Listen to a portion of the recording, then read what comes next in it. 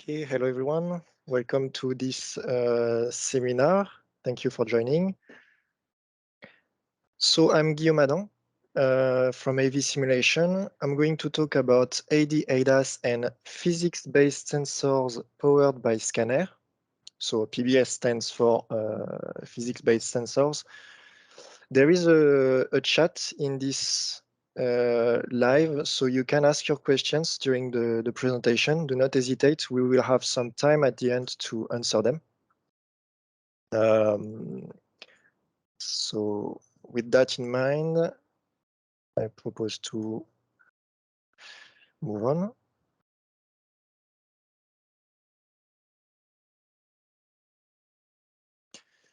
So the program, very shortly, we'll start with an introduction to place the subject. So with your challenges, what are your goals and the solutions we propose? The solutions will be explained in detail in two parts. So the sensor models that we offer, we'll see that we offer functional sensors and physics-based sensor models answering to different needs. And in the second part, we'll see about the integration, how you can connect to your model, your software, your workflow, and also different way of using simulation.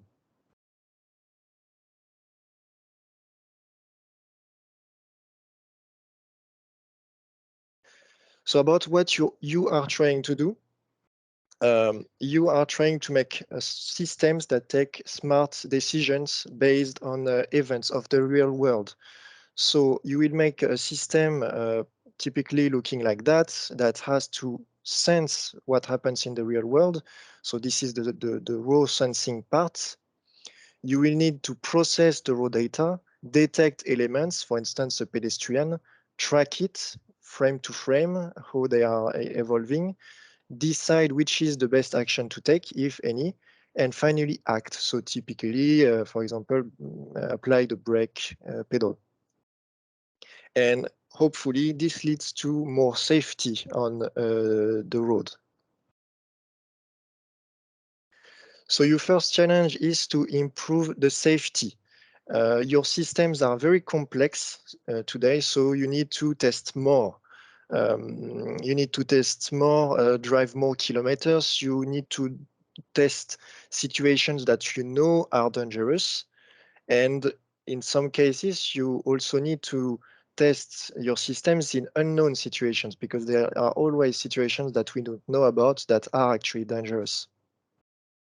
So you can see that if we go straight ahead in this direction, you will need to set up a process.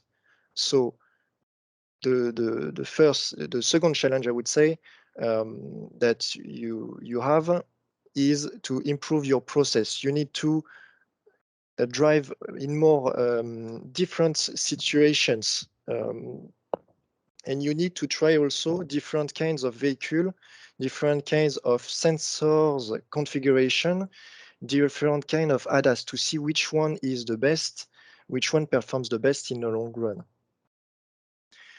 This will be very expensive if you do all these tests, the one after the other, if you do prototypes, etc. So you will need also to save money, find a system that allows you to test and have results with a reasonable cost. And so typically use the simulation instead of physical prototypes. And finally, you also want to reduce the time to market. And so you need to iterate faster, realize earlier that a system needs to be improved, and be more reactive. So the solution we propose is a software called Scanner. So it's a suite of tools which includes so this kind of workflow. We will start with the creation of models. So inside of Scanner Studio, you have all the tools to create your roads, design your vehicle dynamics, for instance, the suspensions, design the scenario, for instance, the dangerous situation in which an ADAS has to intervene, And you have sensors editor that we will see in detail to place and configure sensors. So these editors, you have them in Scanner. Scanner also includes interfaces to integrate to your models, your third-party software, your hardware even. So it makes Scanner very open, that's the point. And you will be able to simulate using your models, including your models in the loop, even a hardware in the loop. Okay, if you are in the testing phase, you have a prototype, for instance, and you can even use the same software for simulators or in the cloud. So this is what Scanner Studio packaging, actually the Scanner packaging looks like. You have on the left the Scanner Studio Foundation Pack, which includes the essential features. So you have all the editors that we just talked about. You also have the default models, okay, for terrains, vehicles, scenarios. So if you don't want to bother with terrain creation, you already have terrains that are existing in there, and you can start running a simulation. So the point of this foundation pack is to be self-sufficient. You can actually run studies with it alone. You have driver models, etc., so you can run a simulation. But you will want probably to extend it with additional packs. So for instance, today, the packs that interest us are the ADAS pack and the physics-based sensor packs. Each include features and models. So you can see here, ADAS includes sensor L1, and physics-based sensors include sensors, what we call L2, L3. I'm going to explain just now. So this extends the possibility of Scanner Studio while taking advantage of the core functions and the same framework, basically. You have also further packs like real-time that will allow you to do further optional features. So talking about the sensors, I'm going to introduce to you the sensor models we have in Scanner, the different levels, and which one are made for you. Like, how do you choose which one you need? These are all the sensors we have inside of Scanner. So you can see we have models for radar, LiDAR, GPS, camera, and we divide these sensors in 3 categories. So we have what we call L1 ideal model or functional model. This one gives just the perfect output of a sensor. And it's straight from the simulation. So there is no error in there, and it's typically good for input of an ADAS system. And then we have L2, L3, which are physics-based or even full physics. This one take in account the electromagnetical effects.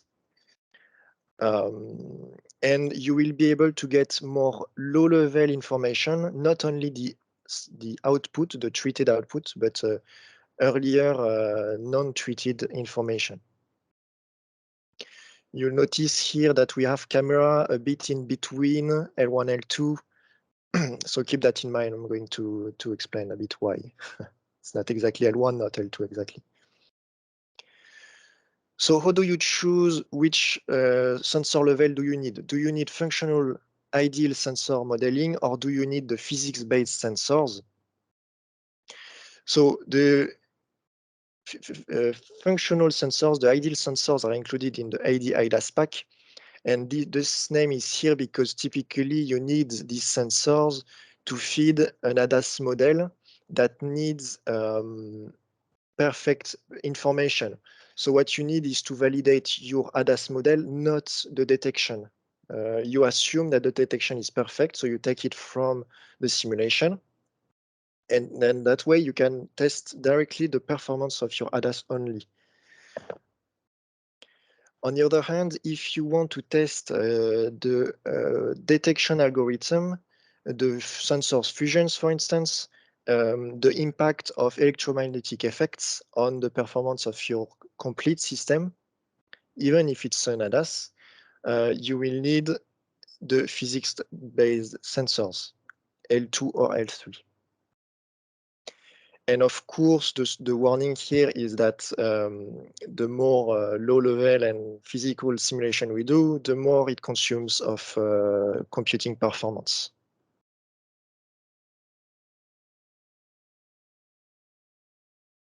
So I'm going to start with the functional sensors, which are part of the ADAS pack. So the ideal modeling in scanner is done as follow. You will design, see in this editor, typically the field of view of your sensor, what kind of sensor it is, if it is a radar, an ultrasound beam, it can be a LiDAR, things like that. You define which target it can detect. So for instance, can it detect cars, pedestrians? Should it detect the lines on the road?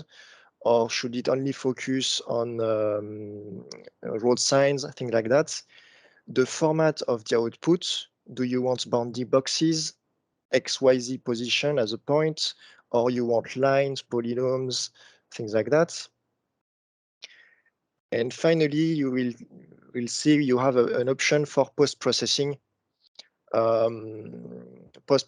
which will allow you to add some noise, for instance, on top of the perfect information. So at the output of an ideal L1 sensor, you can expect these kind of things on the right. You can see the bounding boxes, the lines, and this is really perfect. It's straight from the simulation. There is no error in this information.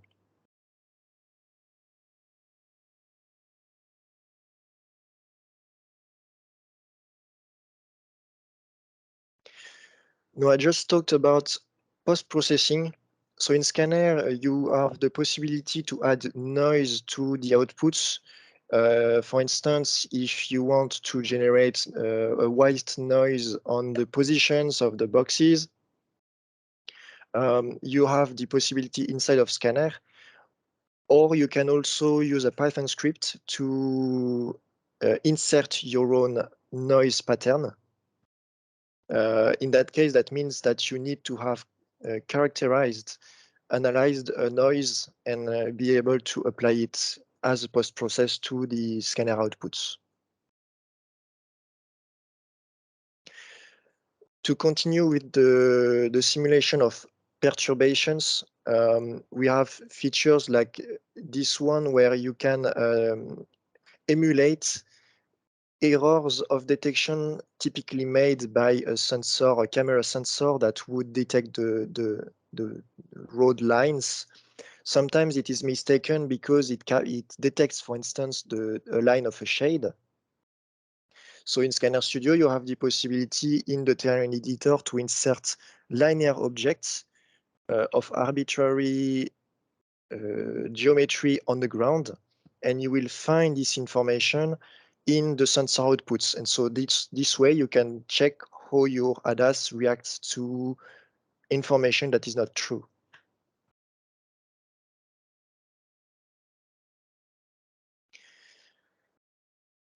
Now talking about the camera sensor. So if you remember, it was in between functionals and physics-based. So recently we moved the camera sensor onto a new rendering engine, that's a new rendering processing that we are developing based on Unreal. Unreal is physics-based, it has physical concepts. It's not full physics though, so that's why we put it a bit in between. What's interesting in this kind of rendering is that you get more variations in terms of reflection, variations of luminosity, of colors. You get a lot of effects that make the visual rendering more realistic for instance, if you want to feed an artificial intelligence, it matches much more reality. And so that's why we don't considering fully functional, but a bit physics-based. It is physics-based. On top of this rendering, of course, you have the basic camera specific features, like for instance, optical disformation, fisheye or any kind of lens. You have some typical post-processing for instance, chromatic aberration or bloom when there is too much light, which can have impact on how your detection algorithm works. And you have a segmentation tool to either train an artificial intelligence or test if your detecting algorithm has detected the correct element at a set position on the picture.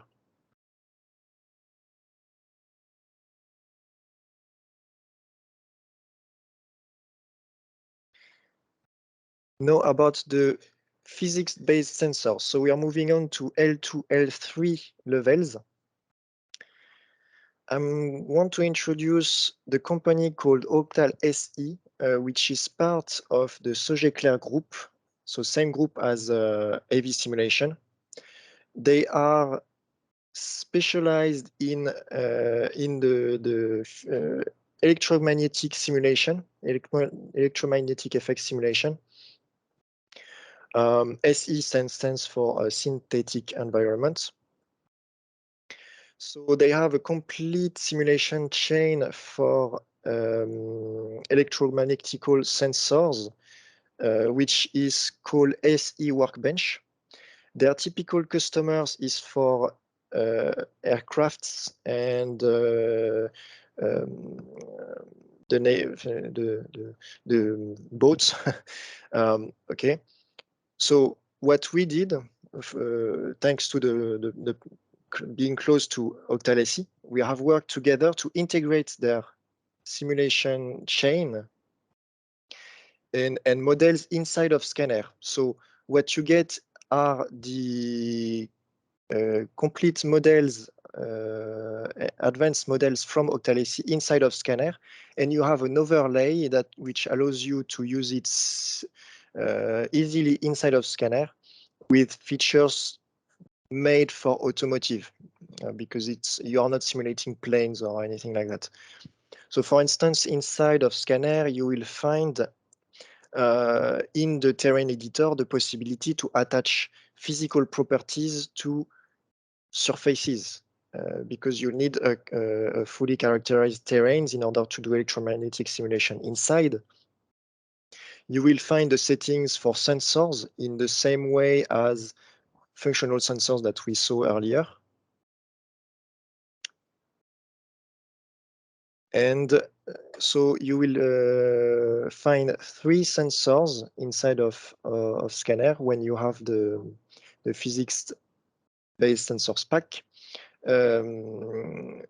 So I'm going to cover this. You can see them on the top right, starting with the real-time physics-based LiDAR.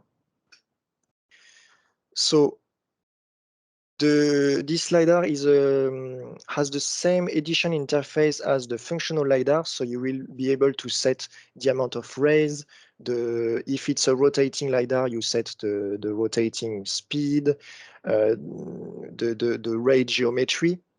What changes with this physics-based L2 level is that you can set the instancity of the LiDAR. You can also set the beam pattern. The beam is not necessarily a perfect cone. You have the possibility to set the imperfection. And you have the simulation of electromagnetic effects such as reflection.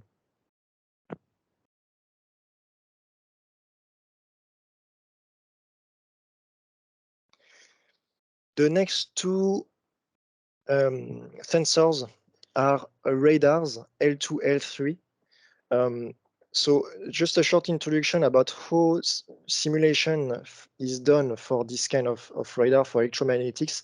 It's full ray tracing. It's ray tracing, so that means that you simulate effects like the reflection that can happen, for instance, on a barrier in the middle of a road. So you may be familiar with this effect where you detect the car in front twice. For instance, you detect it directly from the first ray, and you also detect it because one of the rays bounced on the guardrail. And that can perturbate your ADAS because this has effects on the data you take. Of course, it's not just one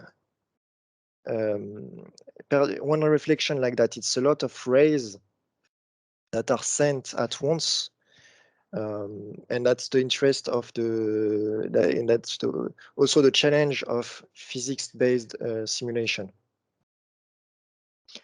Okay, so you get the effects like transmission, scattering, diffraction when there is a hit.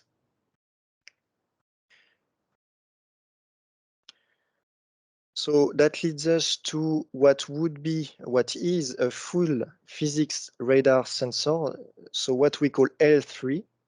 Okay, we switch from L1, then L2, and we are L3, what we call L3.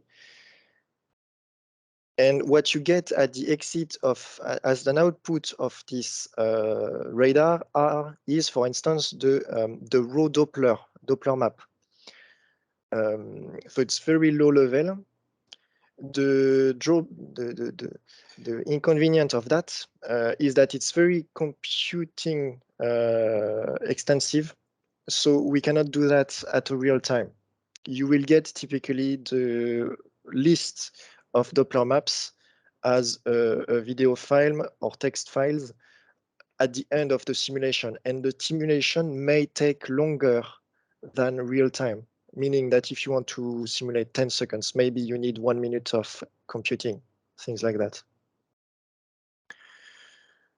So you need to know if you need actually the Doppler map, or if what you need is actually more the detected points based on physics effects. So that's why we made this intermediary model, which we call L2. It's the same. It's a real-time physics-based radar sensor, but L2. This one uses optimization techniques.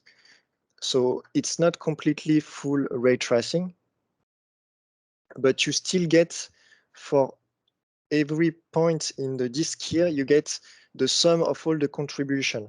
And you get also the effects of electromagnetic propagation, such as bouncing.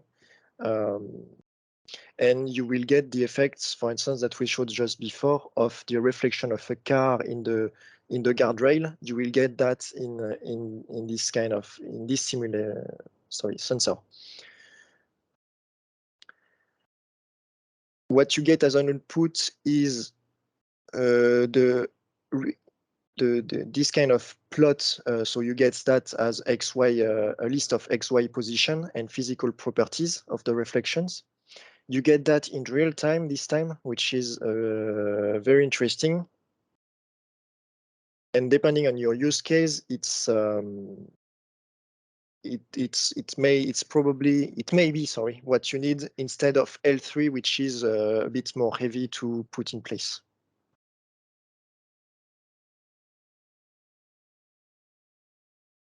So this is the processing of how we optimize the computing for this L2 radar. So there is some ray tracing. It's just less ray tracing than before. There is also computation of the contributor for each zone of the field of view. There will be a sum made of all the contributors, and the most important of the contributors will be taken. And as long as the resolution is small enough, that's the information is perfectly pertinent. It's you can use it. You can use the output to feed your detection algorithms.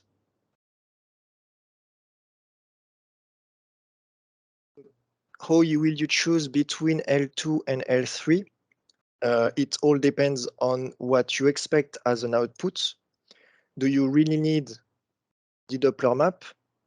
Or is it okay to have the plots? Okay, so if you are trying to test or simulate your model of filtering, of detecting vehicles, for instance, or targets within this graph, L2 is good because you will be able to do simulation in real time, and the information is physics-based.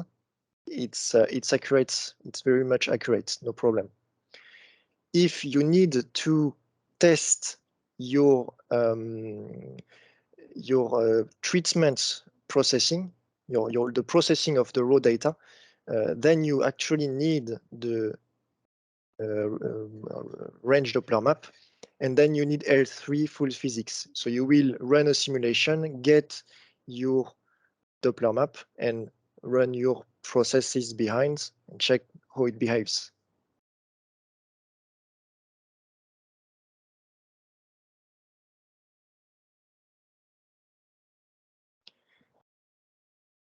So this was about the sensor models inside of Scanner. Now you may be wondering, how do you integrate it to your workflow and to your models? Okay, because you have ADAS models or treatment models that are in different shapes and formats, different softwares. So we have, if you remember this graph, all kinds of interfaces. Scanner was designed to be open. So we have APIs in C, C++, Python, Simulink, ROS, FMI, virtually anything. These are the most commonly used examples. So one example, for instance, when talking about the API, when you want to connect your system under test, let's assume it's an ADAS system, for instance, an emergency braking system. On the left, you have Scanner Studio. On the right, you have your SUT, system under test. The API inside of Scanner will allow you to extract the sensor's outputs. So it can be an object list. If it's a physics-based sensor, it will be the list of points. And you can feed this information as the input of your ADAS. So again, C, C++, Simulink, Python, whatever technology you prefer to connect to your ADAS model. And in return, when your ADAS model has taken a decision, for instance, to brake, to apply the brake pedal, you will use the same API to send the commands back to Scanner and have an impact on the car behavior. So this way, you have a completely closed loop. The effects of your ADAS is immediately readable from the output of the sensors. You should be able to see that the car actually brakes or not, like that. I just want to mention here, we talked about an example of sensors output like object positions. It can also very much be a picture. So if you want to stream the image of a camera, for instance, the camera sensor that we saw earlier, you have what we call the image sharing API, and you can use the real-time image inside of your ADAS, no problem. So this is an illustration what a model, a Simulink model for connecting your ADAS looks like. In orange, you have the APIs blocks to read from scanner. So it's written in very small, but you can see it's a sensor output, and you will get. Hold on, let me pause this video. And you will get the position of targets. So for instance, here we are taking the distance to collision. In the middle, there is your ADAS that takes inputs, sends outputs, like for instance, the brake pedal values. And in blue, you have the API blocks that sends information back to scanner. So this one is called model cabin. It will control the car. Whichever pedal information that you give here will apply in scanner. And this is the same concept in C++, Python.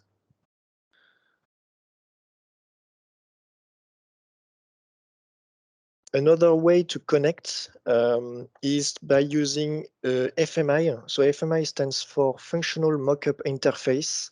This is a kind of package. A lot of you will be familiar with it, I expect. The package includes typically a model.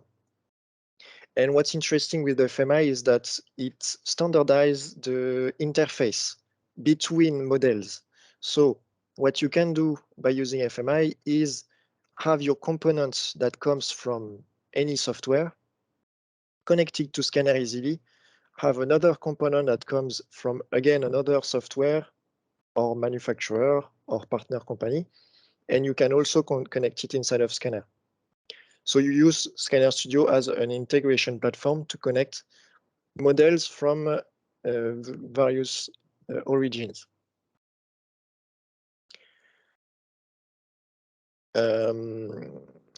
So FMI is the interface protocol, kind of, and FMU stands for functional mockup unit. So this is the unit is actually the package that you will connect to Scanner.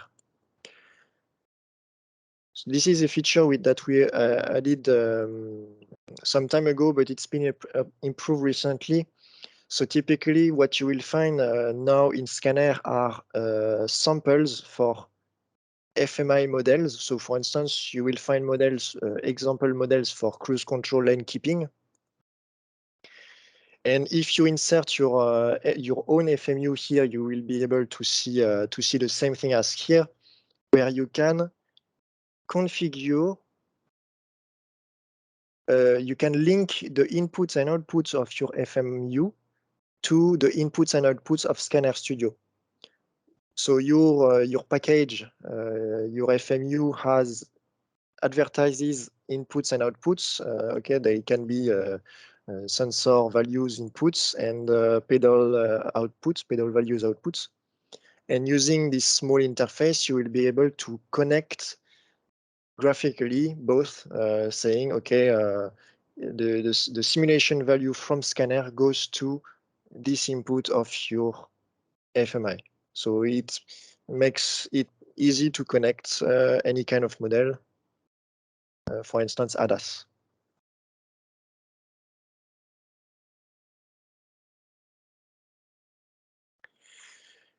There is also the possibility to connect to ROS applications. So ROS is a tool that is mostly that is actually on Linux. Okay, so that's not a problem. Scanner Studio can run, the runtime of Scanner Studio can run in Linux entirely.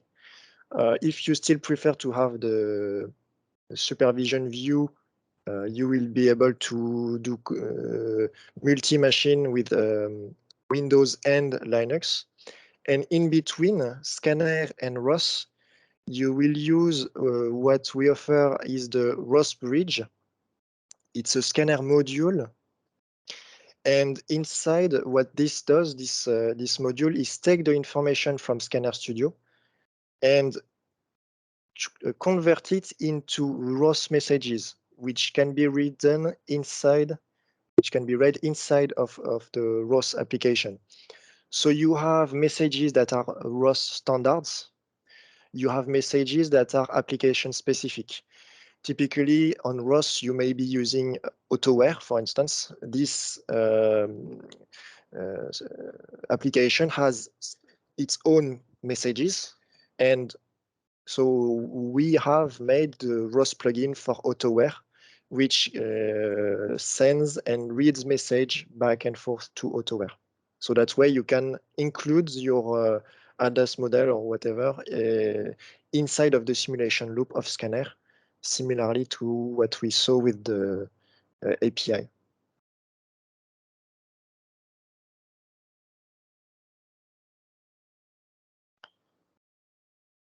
So this is an example of AutoWare running in co-simulation with Scanner Studio.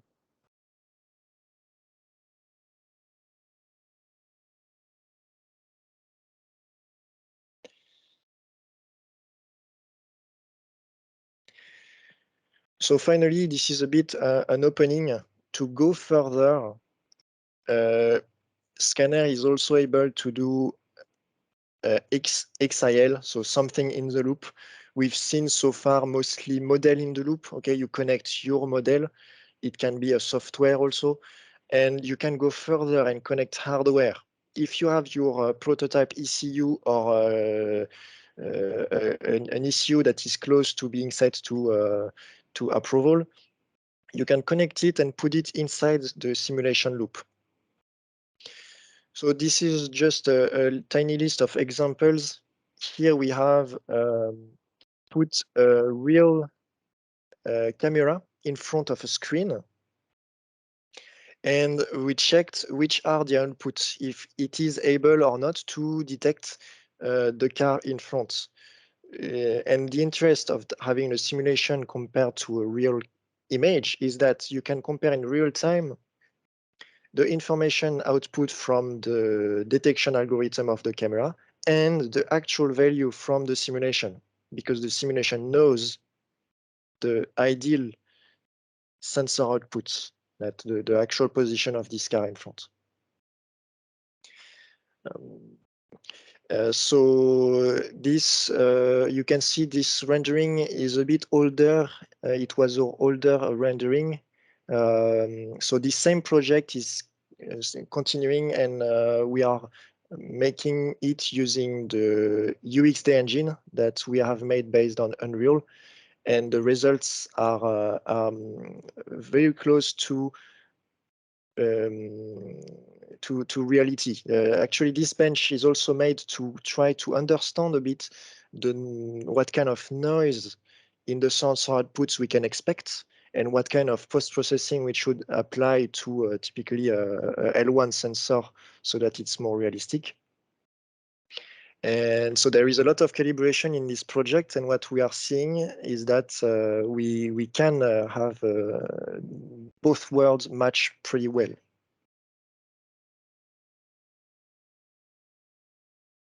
And to go further, you can even go up to VIL, so vehicle in the loop. In this case, it's almost a simulation in the loop, I would say, because you have the actual vehicle driving on the road. You have the same digital copy inside of the simulation, and what you do is lure the sensors. You pretend that there are fake targets to the sensor to trigger, for instance, an ADAS, and see how the complete vehicle reacts to these kind of events. So this is a project we've made in partnership with UTech. And so the link with sensor is that you take the sensors output from the simulation to send them to the ECU of the car, which is thinks he has a target in front of.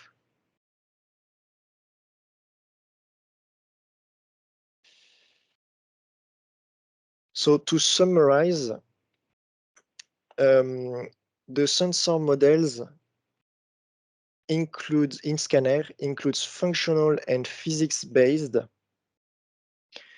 And all of them can simulate perturbations from real-world effects. So when you are in functional sensors, it's post-processing noise, and when you are using physics-based sensors, this is the results of electromagnetic propagation simulation. Okay, so different kind of perturbation that may affect your system differently. It allows you to make more tests, to go faster, and to have better results for lesser costs.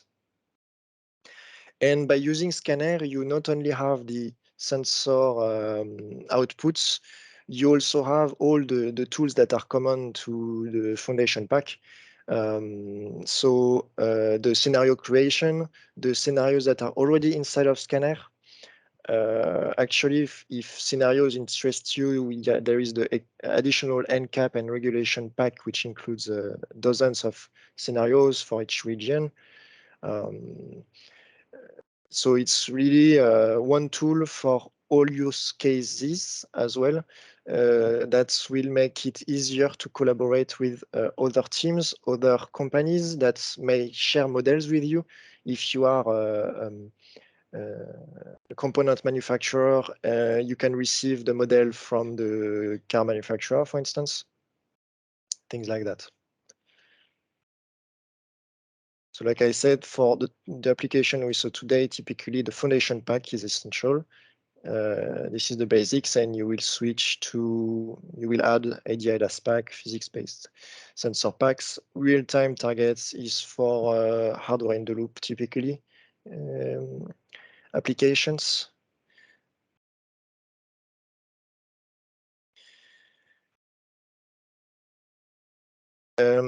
We offer trial for all the features that we've seen today, so including the physics-based sensors. If you want, we can send you a trial, so don't hesitate to go on the website. There is a free download section where you can request your Scanner Studio and physics-based sensor trial. We also have samples, guides, so really we can help you test the software, so you can try by yourself what kind of outputs you can get, what kind of configuration you need.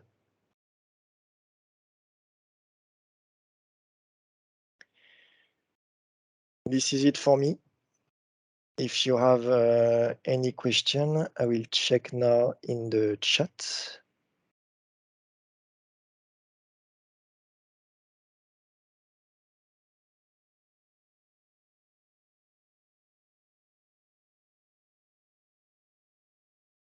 I see no question for now, so don't hesitate.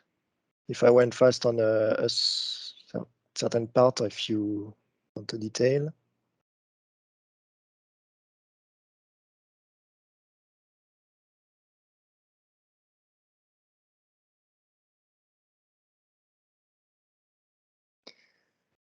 So there is a question that asking for ADAS, when there is a need for detecting the lane from the sensor, how can we overcome the situation when there is no lane or paint work is not proper?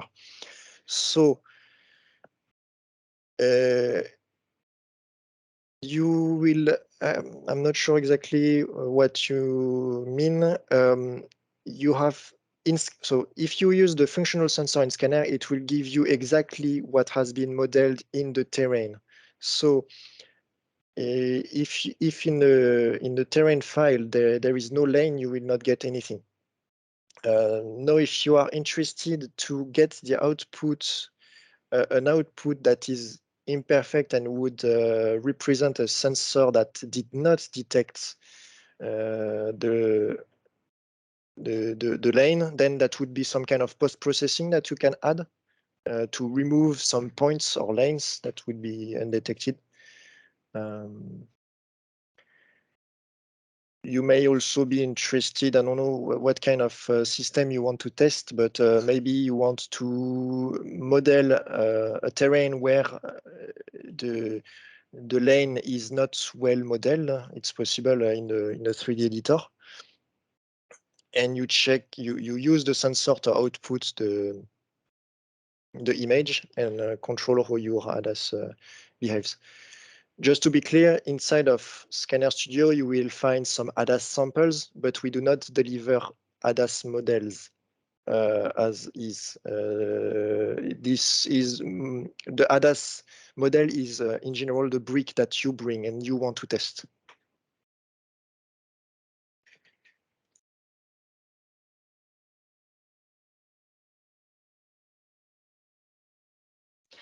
So the question about L1, for example, clouds or fog, is this disturbing the detection?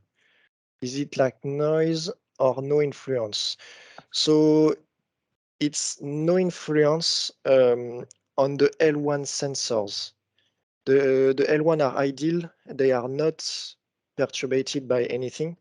This is something that you can include in the noise model. So either you know that you are simulating something in a difficult situation, so you make your noise higher.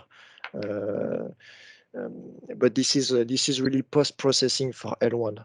The point of L1 is really to give perfect output.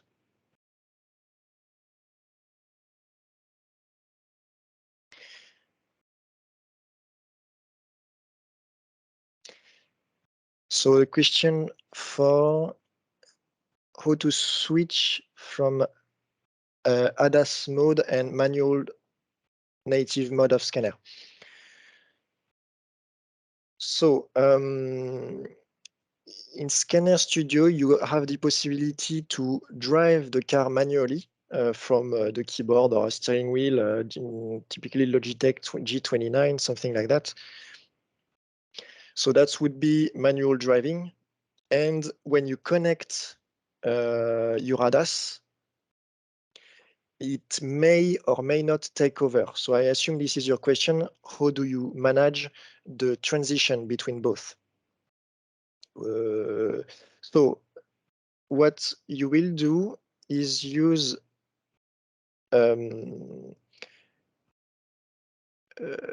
overwriting. I was looking for the term. You can see on the right here, I took back the schematic of an ADAS that we connect to scanner. If you remember on the right, this is the API block that allows you to send the pedals input to scanner. And they are actually not directly the brake pedal position. Let's take the brake pedal as an example. You do not get the inputs for brake position. You could, but that will conflict with what the actual driver is doing. So instead, the driver is applying his own inputs on the pedal. He has a certain force on the brake pedal. And what your ADAS does, it comes after this. You will overwrite, you will choose or not to overwrite the information. And for doing that, you have two inputs. You have the brake additive and the brake multiplicative. So if you keep the brake multiplicative to 1, it means that you keep the inputs from the driver. You multiply his input by 1, it's a pass-through. If you put a brake multiplicative to 0, you kill the input from the driver, you overwrite it. And the brake additive allows you to, of course, add more pressure. So typically, for an emergency braking, for all the time of the simulation, the brake multiplicative will be 1, and the brake additive will be 0. That means you just let the driver do what he wants. And when you want to act, you set the brake multiplicative to 0, kill the inputs from the driver, and put a very high brake additive. So you completely hit the brakes, for instance, and replace whatever the driver was doing. And everything in between if you want to do some more subtle intervention.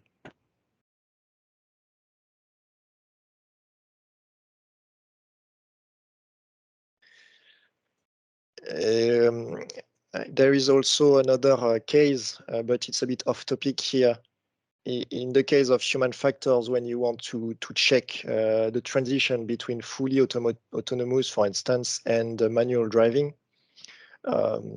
Scanner Studio provides a model of autonomous driving, which we call traffic. And there is a possibility by the push of a button, for instance, on the steering wheel, to switch. The driver can switch between autonomous and manual driving.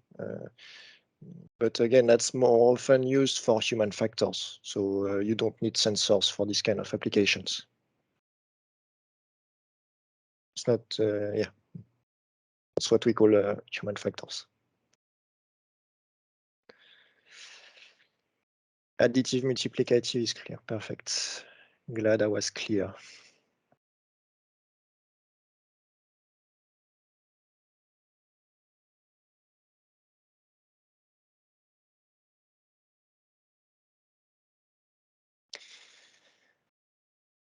So in the event you go for the trial, which I recommend, definitely. You will also be able to receive some samples. We have a sample space on GitHub, which includes some ADAS samples, and I want to insist on that these are not good ADAS. These are just examples to show how to connect to Scanner. So you have, for instance, a lane keeping, an active close control.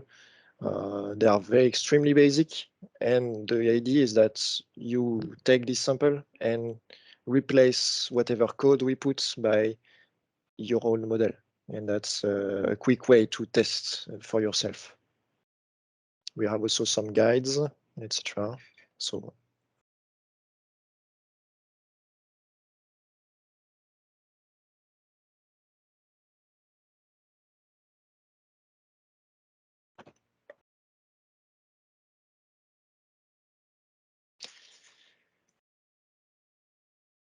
okay, I don't see more questions coming. So 1 second. So the question is about how the communication is happening between Scanner and Simulink. Is it UDP or something else? It is transparent when you use the API because you use blocks, as you have seen.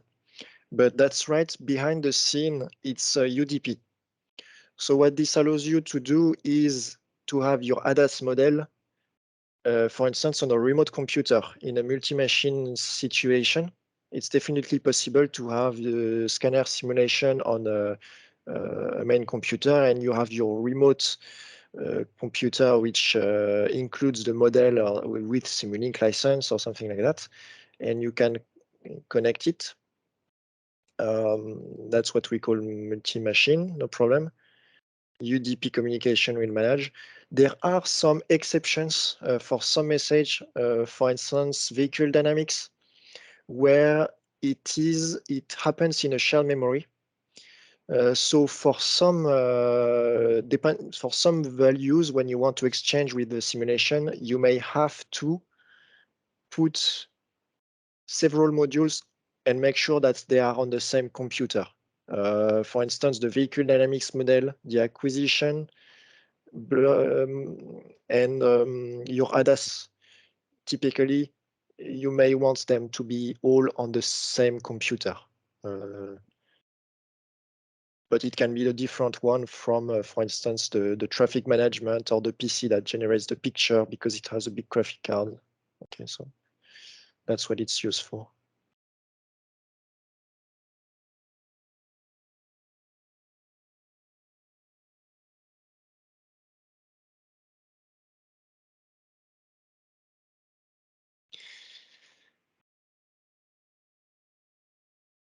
So what's the difference of between the sensor physical model's perception, credibility of external environment factors such as light or rain compared to the real sensor?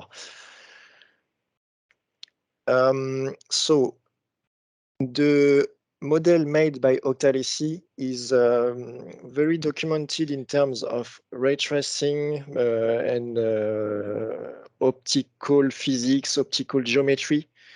If I'm correct, I could come back to you with a confirmation for that. I don't think there is a rain perturbation model inside of this or things like that. For the optical physics and geometry, it's a lot compared to the real. It's a lot calibrated. It's definitely the strong point of these models, but they focus on the bouncing, the diffraction, the scattering, things like that on surfaces. I mean.